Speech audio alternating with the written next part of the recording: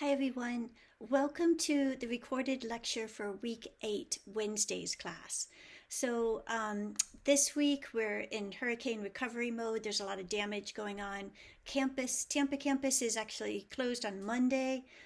Wednesday class, we had the option of meeting in person, and my plan is to go there in case anybody does want to meet. I think it would be great for us to be able to have some face-to-face interaction, especially, not only for help with Plato, but also for like mental health benefits after a natural disaster.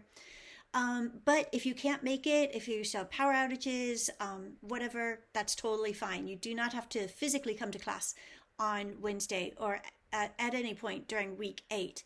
What we'll do is we'll start again with in-person classes during week 9. So during week 8, we're doing these asynchronous classes where I'm recording these videos for you. You don't have to watch them on the day on which they're assigned. You watch them whenever you can.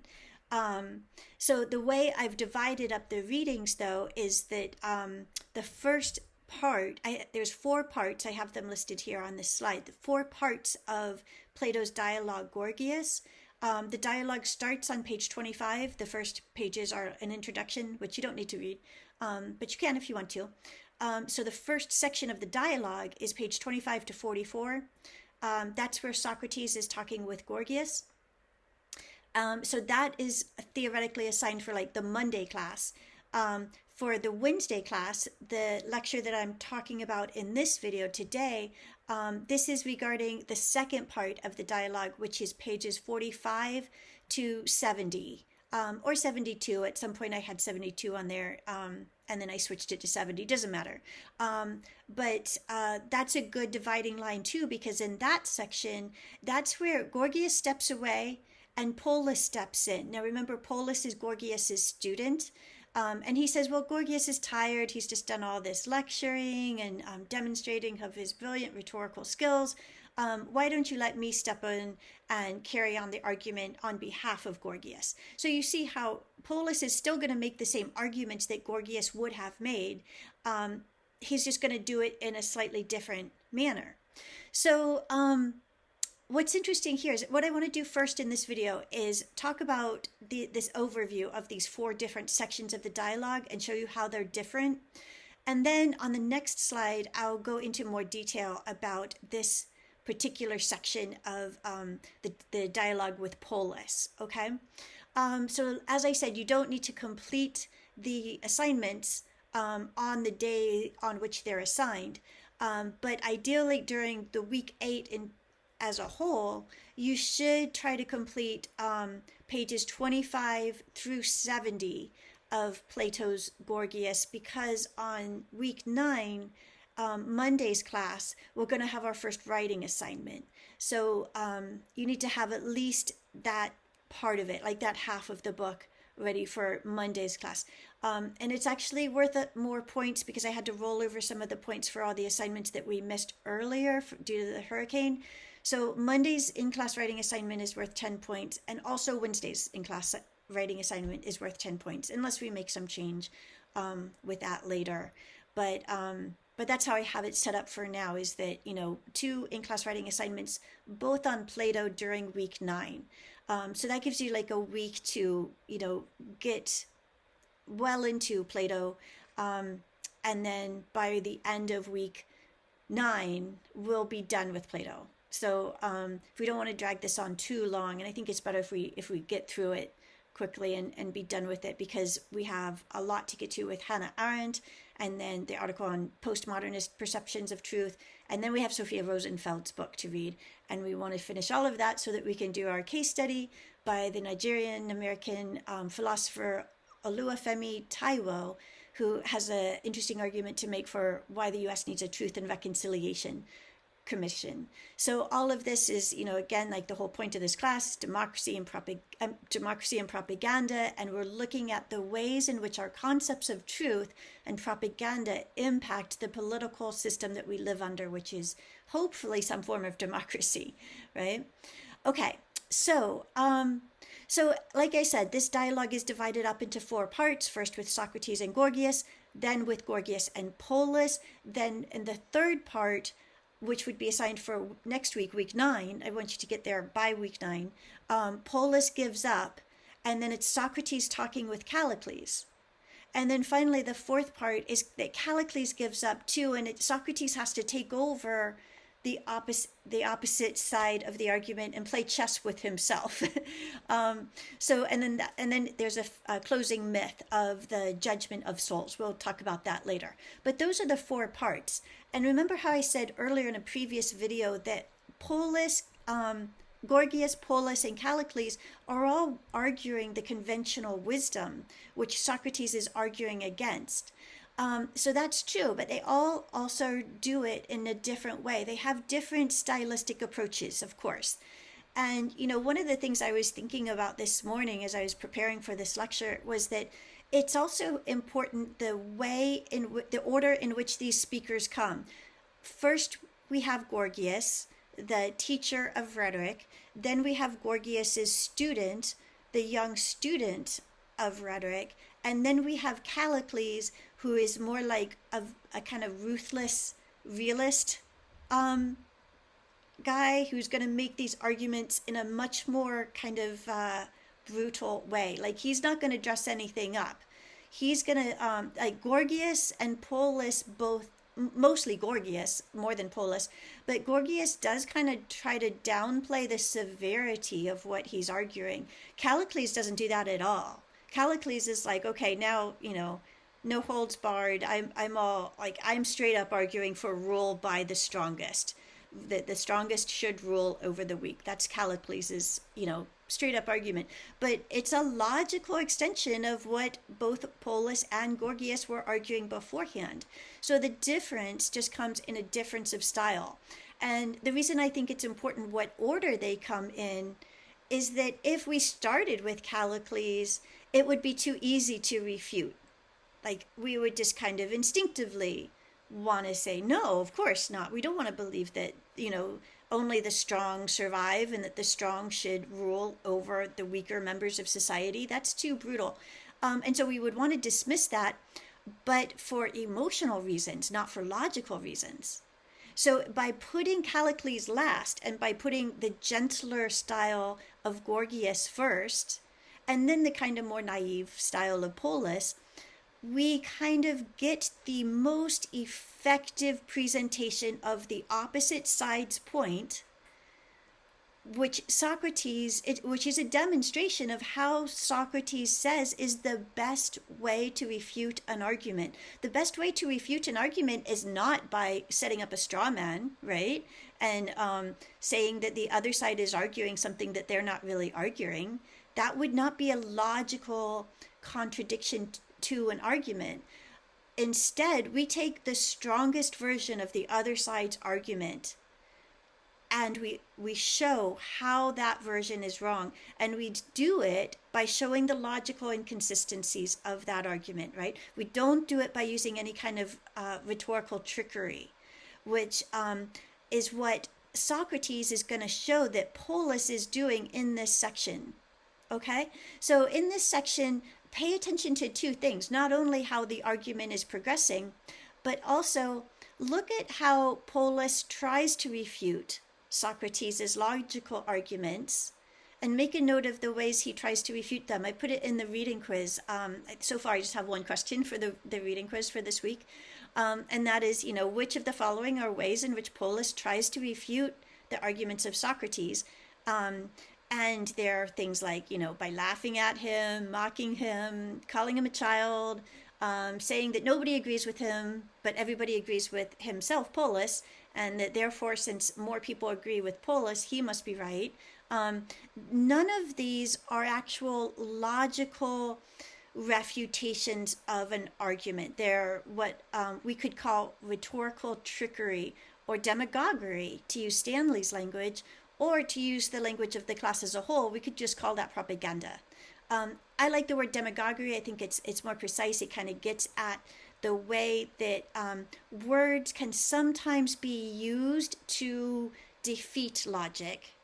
And instead of using logic to decide what is the best reasoning, sometimes words as in rhetoric, can be used to lead us astray. to lead us away from logic. So pay attention to how Polus, the student, tries to refute Socrates' arguments in this second section of the book, which goes from pages 45 about to page 70. Okay, so I'll say more on the next slide about the details of the discussion between Socrates and Gorgias. Okay, so in this part of the dialogue, beginning on page 45, Polus has taken over for Gorgias, who's apparently tired, and Socrates begins teaching Polus just as if Polus, were Socrates' own student. And so look at how he guides him. Look at how Socrates guides Polus by telling Polus what his next question should be. He'll say, ask me now what sort of art cookery is. And Polus, obliges him, often saying, okay, I am asking that. And that's what's going on there, is that Socrates has to guide Polus in, saying, hey, your next question should be this. And so Polus says, okay, then that's my next question.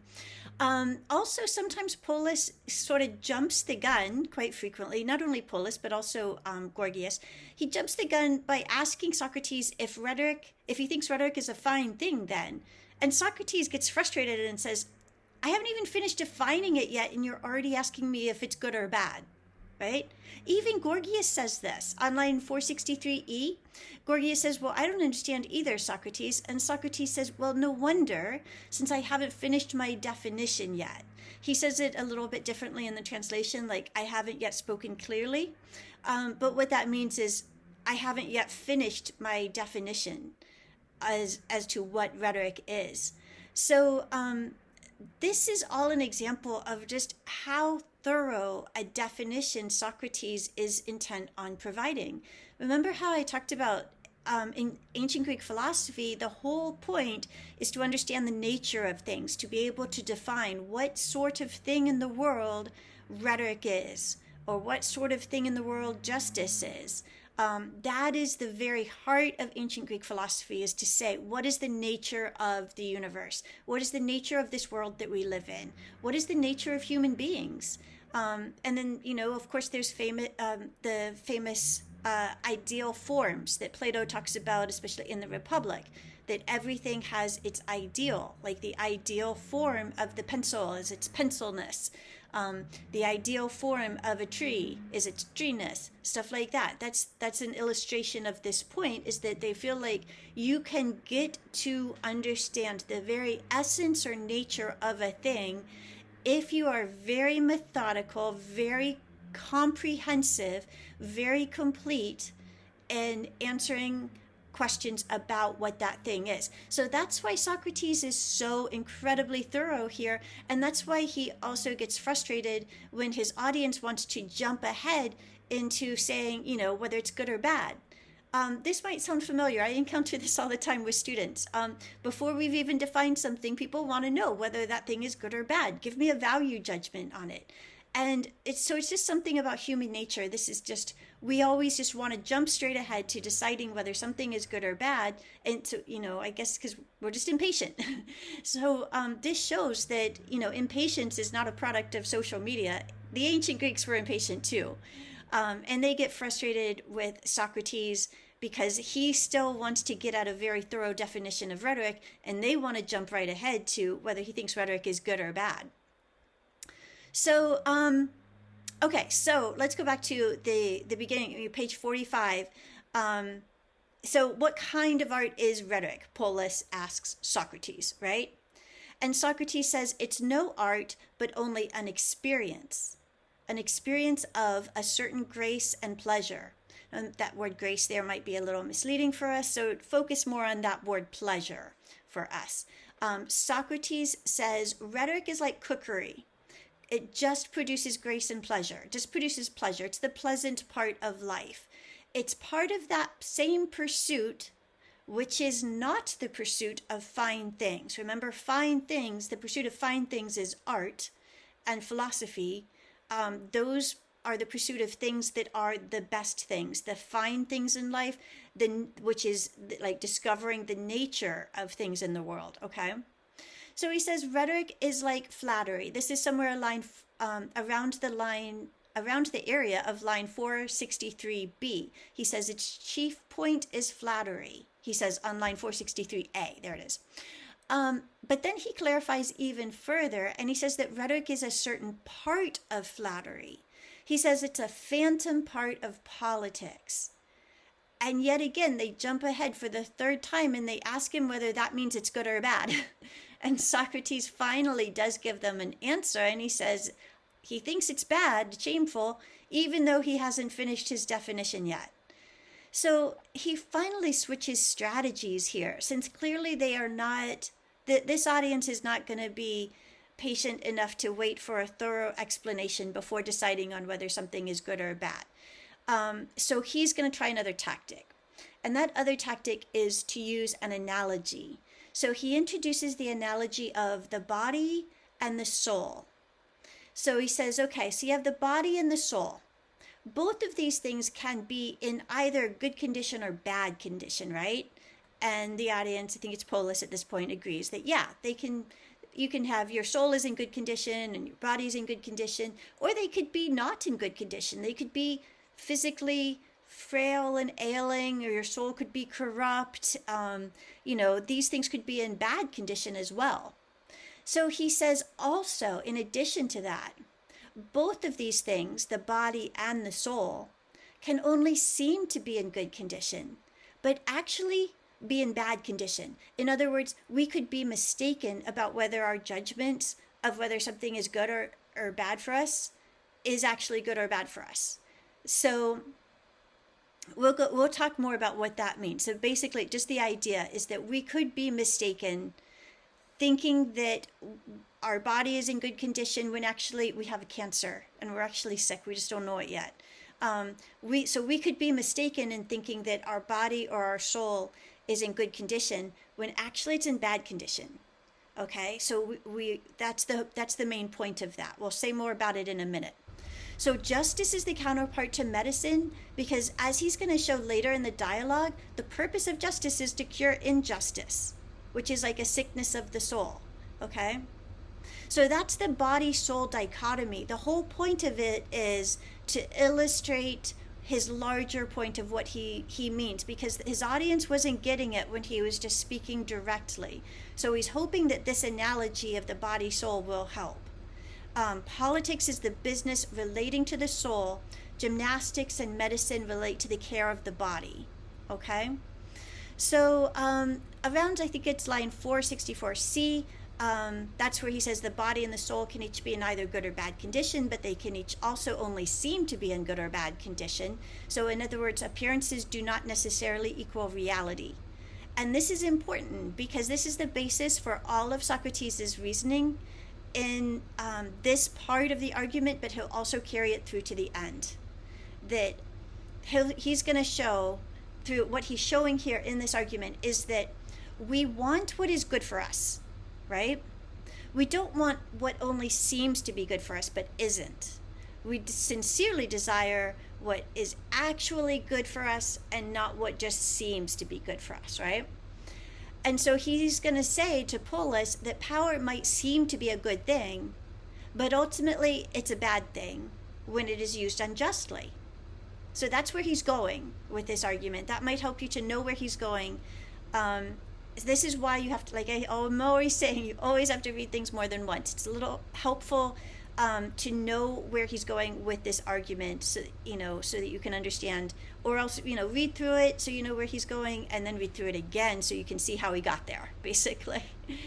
Okay, so after he finishes this analogy explanation, Polus says, okay, so you're saying that rhetors are esteemed as great flatterers, and Socrates says, no, they are not even esteemed. And Polus says, what do you mean they're not even esteemed? Don't they have the greatest power in the city? This is on page 49, line 466b. Socrates says, no, they actually have the least power. And Polus says, but don't they do whatever they like? They're just like tyrants. They can kill whoever they like and do whatever they please. They can kill because presumably they could use their power of speech to stir up violence, right? So a great rhetor can kill just like a tyrant can. And so Socrates says those are two different questions. One is, do they have the power? And two is, do they do what they actually want to do? So he says, for the first, no, they don't have great power if, as you say, Polus, power is good for the one who has it. If power is good for the one who has it, then those people do not have great power. He's also saying here that you can't have great power unless you also have great intelligence or knowledge to know how to use that power. Otherwise, you might use the power to do harm to yourself or others, like unwittingly, right? Does that make sense? So it makes sense to Polus, and Polus agrees with that. So again, Polus is in the same position as Gorgias was earlier in the first part of the dialogue. He has to show that rhetors not only know how to use words, but they also have the knowledge to know how to use words effectively to their own benefit, to do what seems to them to be good and to actually be correct in that, not to be mistaken, not to do whatever they wish when it turns out that what they wish was wrong and that they actually are causing harm to themselves or others without meaning to. So what Socrates is showing here is that the power has to go along with knowledge. You can't separate them and say, it's good just to have power alone without having any knowledge. That's what Socrates is showing in his dialogue, both with Gorgias and with Polus here. That the knowledge of good and bad, justice and injustice, that has to be there along with the power, or that power is a bad thing. Okay? Now, as for the second question, don't they do whatever they wish? Socrates says no, they don't. They do what seems good to them, but that's not what is necessarily actually good to them. So that's not necessarily what they actually wished to do. In other words, they're mistaken about their judgment about what they want, about what's actually good to them. So there's this assumption, this argument is that we only want what is good for us. Now that's even when it seems like it's bad for us. Okay, so let me show an example. Chocolate, because that's my favorite thing. I love chocolate. So I may want the chocolate because it seems like it's good for me. My taste buds like it, right? But if I eat too much chocolate, or if I eat the chocolate like every day, then, it's not really actually good for my body, right? Eventually, I'm going to have negative health effects from eating so much chocolate, right? So that's why there's that whole discussion, which is a bit weird. I think it's in the 50s, the analogy with medicine. Why do people take icky tasting medicine that the doctor prescribes? Do they take it because they love the taste of icky medicine? No, they drink it because they want to get well. So we like the things that we like, not necessarily only for themselves, or for, as they put it, for their own sakes, but because we want the effects that those things will give us. So we don't necessarily like the icky medicine for its own sake, but we like the health that it's going to give us, right? That's what the point is of that. You drink the medicine not because you love the taste of icky medicine, but because you want to get better, you want to not be sick again, right? Again, remember that he's comparing justice to medicine. So remember what this whole point of this is, that that justice is like medicine. It cures the soul. So when we act unjustly, we should want to be punished for it, not because we love punishment for its own sake, but for its effect that it has on our soul of curing our soul. Right? So this goes through page 52. This is roughly where we're at. I don't have the exact numbers or line numbers here, but on page 53, Polus gives up trying to refute that. You notice Polus will never logically refute anything that Socrates is saying. He'll just try a different strategy, and that's where Polus says, okay, well, I'm not going to refute that, but wouldn't you yourself, Socrates, want a lot of power, regardless, to do whatever you want to in the city? And Socrates asks him whether he means justly or unjustly. And Polus says either one.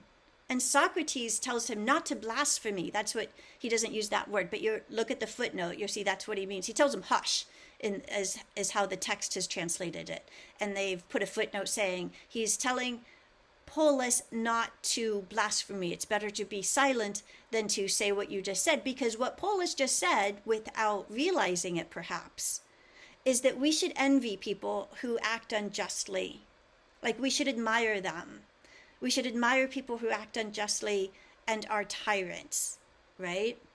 And Socrates is essentially saying that's a blasphemy. You shouldn't do that. We shouldn't envy people who act like tyrants. We should pity them, since they are wretched. He says people who kill justly are unenviable, but people who kill unjustly, they're both pitiable and wretched. Okay? So that's the gist of this section of the article. This section of the dialogue. I just wanted to draw your attention especially to the ways in which Polus attempts to refute, and one of them in particular, and that one comes on pages 55 to 56, where Polus is describing a recent event in which a man who had no claim to the throne killed the rightful heirs to the throne and usurped power. And so that guy, we're going to call him a tyrant, right? He killed the rightful heir to the throne and he's usurped power, and now he can do whatever he wants. Polus says, isn't that good? Doesn't that show that having a lot of power is good? And Socrates says no on page 57. But look closely at Socrates' explanation about why Polus's argument doesn't refute what Socrates is saying. That's really important to understand why.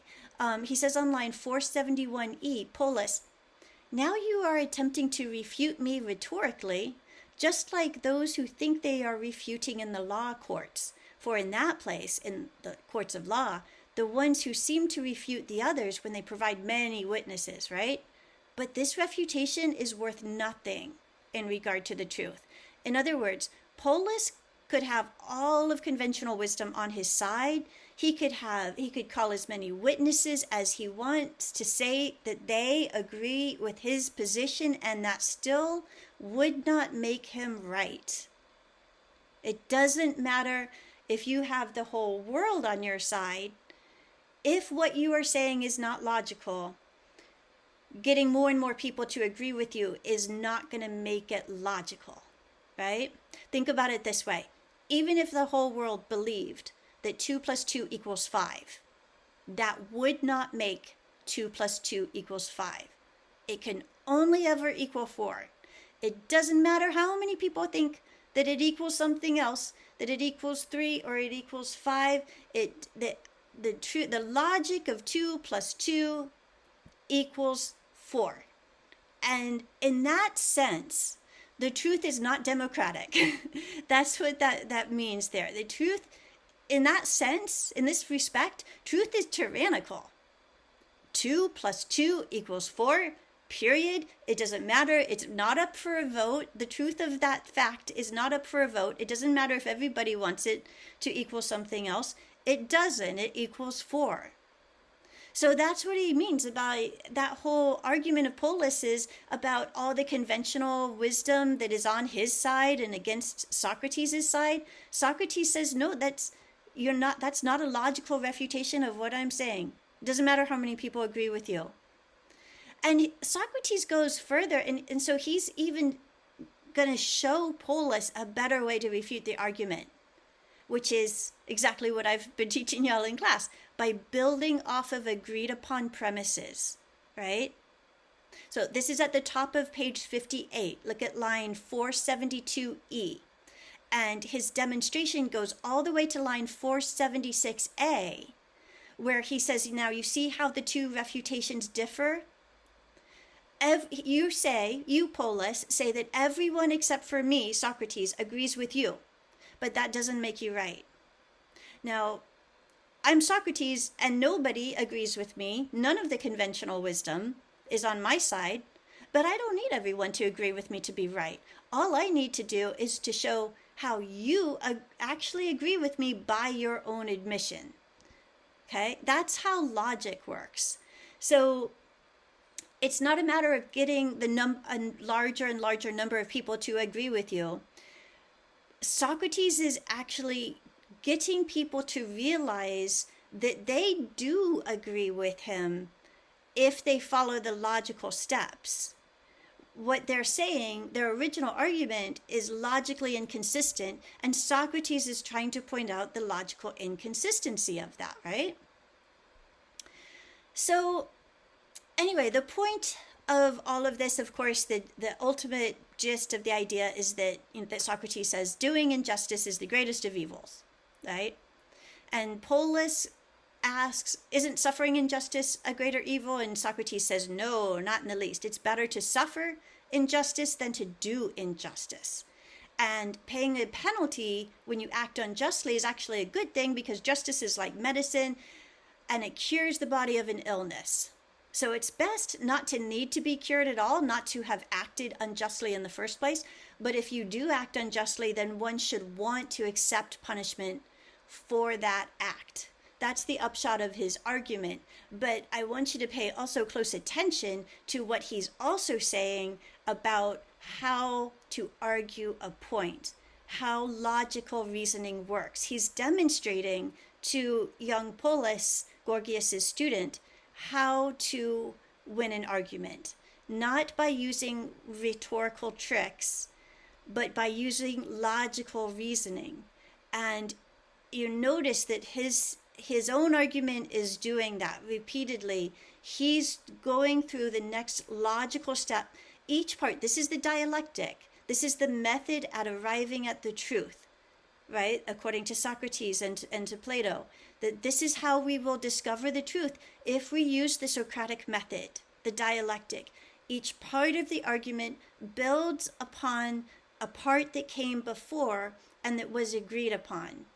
And we don't rush over, defining things in order to jump ahead and say, this is right, this is wrong, this is good, this is bad. No, let's go very slowly and methodically come to an idea of what the nature of a thing is, and we only move forward after we all agree on that.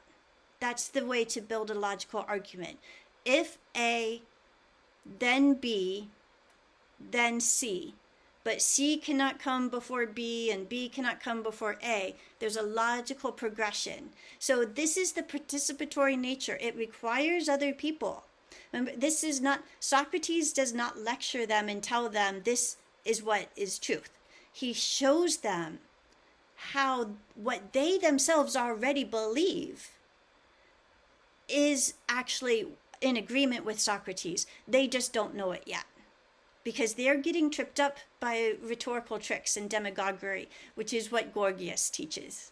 Okay, so I know this video has been really long, but I have one more slide at the end that I'm going to sum up this for you and talk a little bit more about what I think this all means. Okay, then you will be ready for Monday, week 9 class. All right. Okay, so what then is the nature of political truth? So there's some ancient Greek words that are useful here, and that's the word ideon and the word idea. They both contain the root word for vision, which means that philosophy has a projective quality, a vision for how things should be. Remember that word normative I've talked about several times in class? It's a normative evaluation of whether something is good or bad. So in this case, political truth should lead us towards a vision of how the political world should be organized. Okay? And what the sophists do, this is not just, in this part of the book. I'm talking about generally, again, this whole argument and Plato's argument in general. What the sophists do is they claim to have the key to political success, and they assert that this is a kind of knowledge. And that's a significant claim, because they're saying that society should be organized around that kind of knowledge. Gorgias says that in the first part of the book.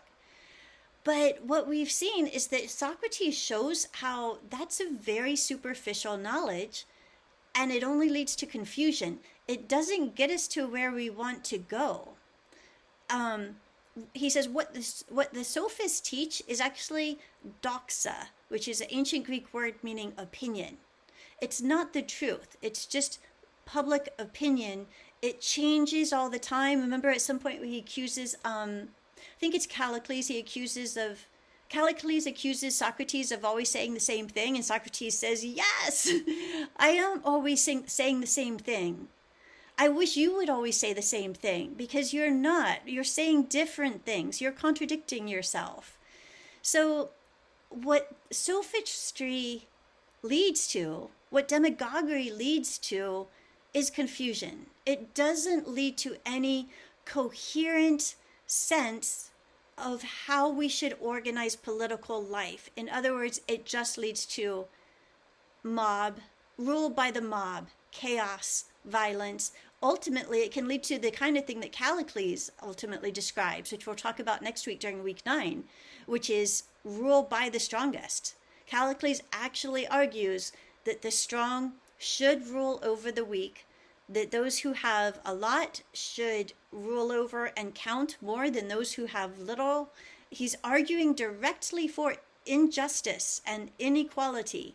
That's what Callicles is arguing for, and he's getting rid of all the pretenses that Gorgias kept and Polus kept even.